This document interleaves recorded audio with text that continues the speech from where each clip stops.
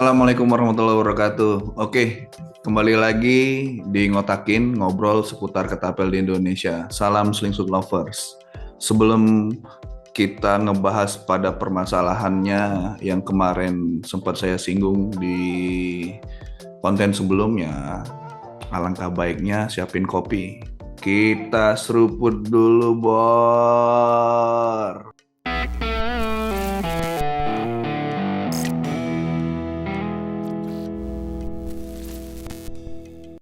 Oke, Bor.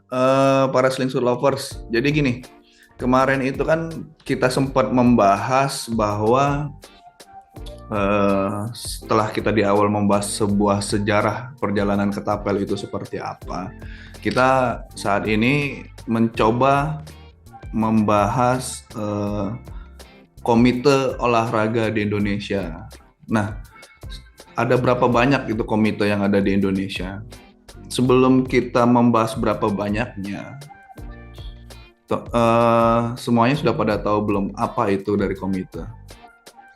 Jadi gini, eh, berdasarkan Kamus Besar Bahasa Indonesia, komite itu adalah sejumlah orang yang ditunjuk untuk melaksanakan tugas tertentu, terutama dalam hubungan dengan pemerintahan atau panitia lah seperti itu kan. Nah, lalu eh, komite olahraga apa saja sih yang ada di Indonesia gitu kan? Jadi berdasarkan dari riset, ada 3 komite olahraga di Indonesia. Jadi saat ini tuh ada 3 tuh. Yang pertama mungkin sudah familiar semua lah dengan KONI gitu kan. KONI itu Komite Olahraga Nasional Indonesia. Lalu kedua ada KOI. Nah, KOI itu Komite Olimpiade Indonesia. Dan yang ketiga, Komite Olahraga Rekreasi Masyarakat Indonesia. Gitu. Jadi ada 3 nih yang udah beredar atau yang sudah ada di Indonesia sendiri gitu. Nah, pertama kita coba membahas nih KONI. KONI itu memang lebih identik olahraga prestasi yang mungkin sudah familiar lah, ada beberapa cabang olahraga itu seperti PSSI gitu kan, seperti PBSI gitu. Jadi KONI itu tuh adalah lembaga otoritas keolahragaan yang ada di Indonesia. Jadi dulu itu berdirinya di tahun 1946, di mana pada awalnya menjadi satu tuh dengan komite yang satunya tadi bahas, KOI gitu loh. Nah, dengan seiringnya waktu terjadilah banyak perubahan nama nih dari lembaga tersebut. Namun di tahun 2000 itu pemerintah dan DPR menerbitkan Undang-Undang nomor 3 tahun 2005 tentang sistem keolahragaan nasional dan memecah antara KONI menjadi KONI dan KOI gitu. Jadi ceritanya gitu, di awal itu mereka itu menjadi satu nih. Nah, akhirnya dipisahkanlah dengan dasarnya itu dari Undang-Undang Nomor 3 Tahun 2005. Nah, selanjutnya pada tahun 2007 pemerintah itu menerbitkan peraturan pemerintah nomor 16, 17, dan 18 tahun 2007 sebagai peraturan pelaksanaan Undang-Undang nomor 3 tahun 2005. Jadi KONI menyelenggarakan Musornas nih, melaksanakan Musornas luar biasa. Jadi Musornas Lub kalau nggak salah. Jadi pada tanggal 30 Juli itu yang membentuk Komite Olimpiade Indonesia atau KOI dan menyerahkan fungsinya itu sebagai anggota sebagai NOC lah, NOC Indonesia dari KONI. Nah, jadi fungsinya itu diserahkan kembali ke KOI gitu loh. Nah, nama KONI tetaplah dipertahankan dan tidak diubah karena dulu sempat ada diubah menjadi KON gitu kan. Akhirnya ini tetap sama nih namanya jadi KONI gitu kan. Nah, saat ini juga anggota KONI itu ada 73 induk organisasi cabang olahraga, dan juga ada 7 induk olahraga fungsional seperti eh, Badan Pembina Olahraga Cacat, BPOC, terus Badan Pembina Olahraga Korps Pegawai Republik Indonesia, Bapor Korpri, terus ada Badan Pembina Olahraga Mahasiswa Indonesia, BPOMI, terus ada Badan Pembina Olahraga Pelajar Seluruh Indonesia, Bapopsi gitu. Terus ada lagi Perhimpunan Pembina Kesehatan Olahraga Indonesia, PP KORI. Terus ada Persatuan Wanita Olahraga Seluruh Indonesia, dan ada lagi seksi wartawan olahraga Persatuan Wartawan di Indonesia atau disebut dengan SIWO PWI gitu. Nah, jadi itu sekilas untuk penjelasan tentang KONI gitu kan. Lalu ada lagi yang tadi kita bahas, yang kedua ada KOI gitu kan. Nah, KOI itu sebuah komite yang khusus, jadi Komite Olimpiade Nasional gitu, atau disebut NOC tadi, National Olympic Committee Indonesia. Nah, KOI ini melaksanakan atau bertugas dalam urusan keikutsertaan Indonesia dalam pekan olahraga internasional seperti Olimpiade, Asian Games, SEA Games, dan lain-lain. Nah, fungsi ini sebelumnya merupakan bagian dari fungsi Komite Olahraga Nasional Indonesia gitu, dan dipisahkan gitu kan, tadi kan yang berdasarkan dari Undang-Undang Nomor 3 tahun 2005 tadi tentang sistem keolahragaan nasional dan peraturan pemerintah nomor 17 tahun 2007 gitu.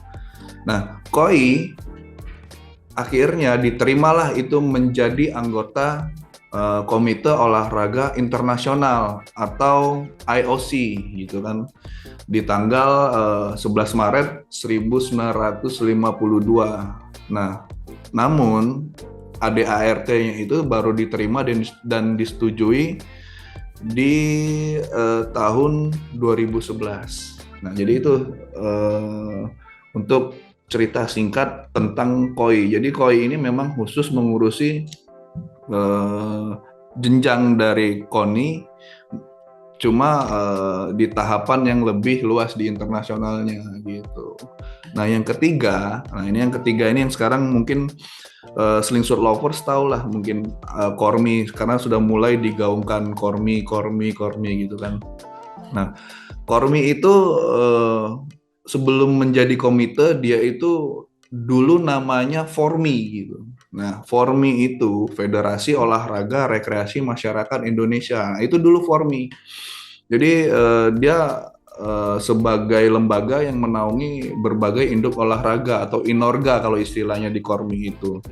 Nah, inorga yang bersifat rekreasi di Indonesia. Nah, olahraga rekreasi itu tuh salah satu jenis olahraga juga yang diatur dalam Undang-Undang Nomor 5 tahun 2005 tadi tentang sistem keolahragaan nasional. Jadi di dalam undang-undang tersebut, sistem keolahragaan nasional itu dibagi menjadi olahraga pendidikan, olahraga prestasi, dan olahraga rekreasi gitu. Nah, inilah yang menjadi 3 komite tadi itu punya tugas masing-masing di sini. Nah, terus selanjutnya atlet olahraga rekreasi ini tuh sering disebut sebagai penggiat olahraga gitu. Nah, mungkin teman-teman Slingshot Lovers juga nggak asing lah dengan istilah kita menyebutkan penggiat katapel seperti itu. Nah, gitu. Nah, ada pertanyaan juga sebenarnya yang ditanyakan, nah KORMI ada nggak event di internasionalnya? Ada dong gitu. Jadi KORMI itu juga masuk sebagai anggota TAFISA gitu. Nah, TAFISA ini tuh organisasi internasional yang menyebarluaskan gerakan sport for all di dunia. Jadi yang bertujuannya itu agar olahraga ini dilakukan oleh semua orang dari segala usia dan tidak membedakan tingkatan ekonomi, jadi gitu. Nah, TAFISA itu bersama KORMI atau tadi yang dulunya namanya Formi gitu. Dan Kemenpora itu menyelenggarakan Tavisa World Games edisi ke-6 pada tahun 2016 di Jakarta. Kalau nggak salah itu di Ancol ya kalau nggak salah itu. Nah, lalu setiap 2 tahun itu Kormi itu tuh mengadakan sebuah festival olahraga rekreasi nasional, Fornas gitu. Nah, kemarin Katapel juga sudah mulai ikut di Fornas. Katapel itu cabang olahraga Katapel pertama kali ada di Fornas kemarin itu. Nah, kemarin itu aslinya itu Fornas yang ke-6 di Sumatera Selatan itu tuh aslinya harusnya diselenggarakan di tahun 2021 karena kita di tahun 2021 itu ada pandemi COVID-19, jadi ditundalah itu di tahun 2022 gitu. Nah, jadi alhamdulillah juga kemarin sudah mulai banyak tuh kemarin untuk pesertanya. Di situ tercatat karena saya juga hadir di Fornas itu ada 18 provinsi yang terdaftar mau mengirim sebagai peserta di Katapel. Nah, cuma hanya yang menjalankan penyisian itu ada 14 provinsi seperti itu. Nah, Fornas waktu itu juga diikuti kurang lebih dari 11.000 peserta lah dari total 34 provinsi. Nah, jadi gitulah untuk perbedaan atau informasi dari masing-masing komite, yang 3 komite olahraga yang ada di Indonesia gitu. Nah, jadi kita nanti akan concern lebih di Kormi karena saat ini memang olahraga Katapel. Jadi untuk Slingshot Lovers ini biar tahu untuk saat ini itu memang yang menaungi Katapel ini secara hierarki itu ada di Kormi gitu. Karena di Kormi itu ada Inorga. Jadi, nah nanti kita bahas nih ada 3 kelas sebenarnya gitu loh. Nah, nanti 3 kelas ini nih sudah ada sub-subnya lagi secara hierarki. Jadi menurut Undang-Undang Nomor 5 Tahun 2005, olahraga rekreasi itu berbeda dari olahraga prestasi. Gitu. Nah, tujuannya apa gitu?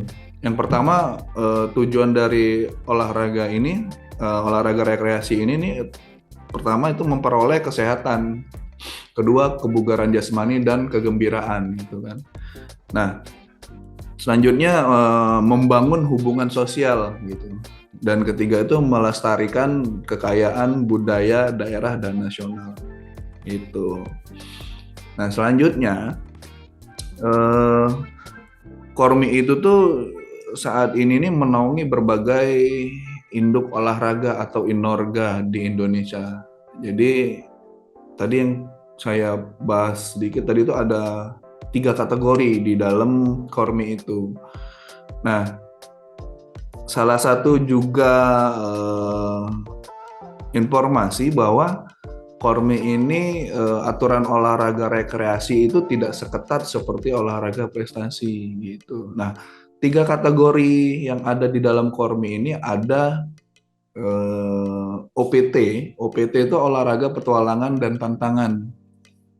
Dan kedua itu ada OKK. OKK itu ada olahraga kesehatan dan kebugaran. Dan ketiga itu ada OTKB.